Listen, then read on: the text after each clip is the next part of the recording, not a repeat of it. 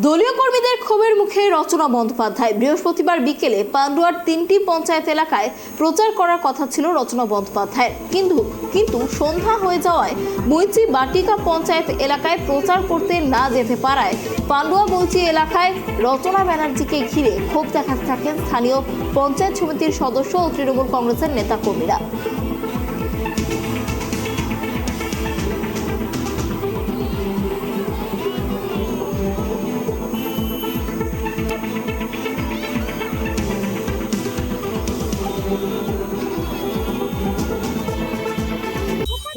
ক্ষোভ দেখালো আপনার ক্ষোভ নেই, কিসের ক্ষোভ?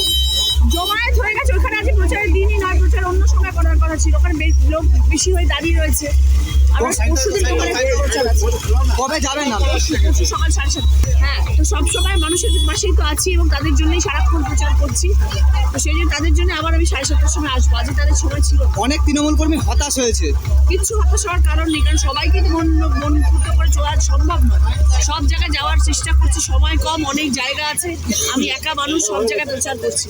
তো ন্যাচারালি যাদের কাছে পৌঁছতে পারছি তারা কষ্ট পাচ্ছে, কিন্তু সবার কাছে পৌঁছানোর চেষ্টা করছি।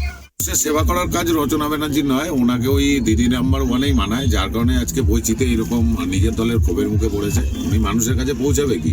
ওনাকে তো দিদি নাম্বার ওয়ানে যেতে হবে, যার কারণে উনি মানুষের কাছে সময় দিতে পারছে না।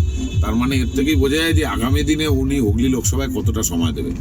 সুতরাং আমার মনে হয় মানুষের এই জিনিস বোঝা উচিত এবং তৃণমূলেরও এই জিনিস বোঝা উচিত যে তার দলের এই ধরনের একটা প্রার্থীকে তিনি ভোট দেবেন কিনা, সেটা তারাই সিদ্ধান্ত নেবে। আমাদের জিপিতে আজকে রচনা ব্যানার্জি যাওয়ার কথা ছিল 5:30টায়, কিন্তু আজকে উনি যেতে পারছেন না। একটা অল ইন্ডিয়া প্রেস কনফারেন্স ছিল, উনি নাকি তার জন্য ব্যস্ত ছিলেন। সেই জন্য উনি আমাদের জিপি আজকে অ্যাটেন্ড করতে পারলেন না। সেই জানিয়ে আজকে হড়াল বেরিয়ে গেল। তো আপনারা চেঁচামেচি করার কারণ কি? চেঁচামেচি করে আমাদের জবাব দিতে হবে। তো আজকে যে প্রত্যেকটা মানুষের কাছে আমরা গেছি যে আজকে আসবে, আমরা প্রচার করেছি, আজকে মাইকিং হয়েছে, তাদের কাছে আমরা কি জবাব দেবো? আজকে যখন প্রচারে যাব তখন আমরা কি জবাব দেবো?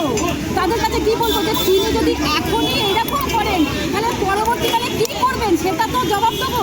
তাদের কাছে কি জবাব দেবো বলুন? একটু সমস্যা তো হবেই দাদা। আজকে প্রত্যেকটা জনপ্রতিনিধি আমরা, তাহলে জনগণের কাছে যখন যাব তারা তখন তো আমাদের রিটার্ন করবে কথাটা যে আজকে আপনাদের আসার কথা ছিল রচনা ব্যানার্জি, এখন আজকে এলেন না।